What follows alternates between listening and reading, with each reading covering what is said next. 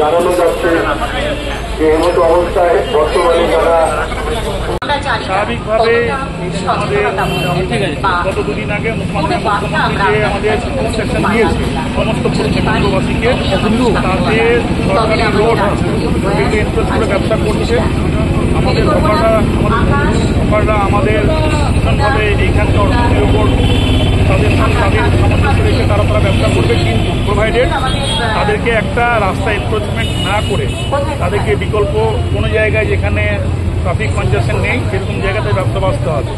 তো এই সমস্ত প্র্যাকটিসটা বহরমপুরে বিভিন্নবার বড় ব্যবসা সমিতিদেরকে তারা কিন্তু দীর্ঘদিনভাবে তারা সেভাবে কোনো কর্ণপাত করছে না। সেই জন্য আজকে আমরা জেলা প্রশাসন, বহরমপুর পৌরসভা, পুলিশ প্রশাসন সবাই একসঙ্গে বেরিয়েছি। আজকে আমরা এভিকশনটা করছি না, আমাদের এভিকশনের লিস্ট তৈরি হচ্ছে, সেটা এসডিও সাহেব অলরেডি আমরা জেলা প্রশাসন থেকে তৈরি করছি।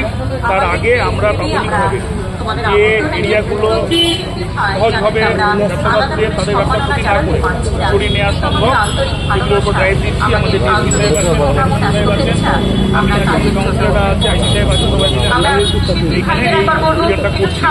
আমরা আরও কতগুলো অভিযান করবো আস্তে আস্তে। এই অভিযানটা শুধু একদিনের জন্য না, এটা থ্রুআউট দ্য ইয়ার, এটা সবসময় মনিটরিং করে ট্রাফিক দিক থেকে, সাধারণ দিক থেকে এবং দিক থেকে যার যেরকম রোল আছে তারা সেরকমভাবে একবারে সিনক্রোনাইজ করে কাজটা করে।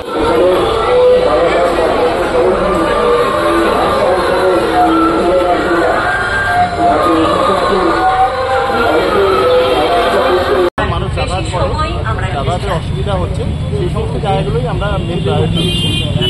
যেগুলো এমার্জেন্সি রুট আছে, মানুষের বাস স্ট্যান্ডে বা হসপিটালে বা নার্সিংহোমে বা রেল স্টেশনে পৌঁছাতে সমস্যা হয়, সেসব রাস্তাগুলো আমরা জোর দিচ্ছি।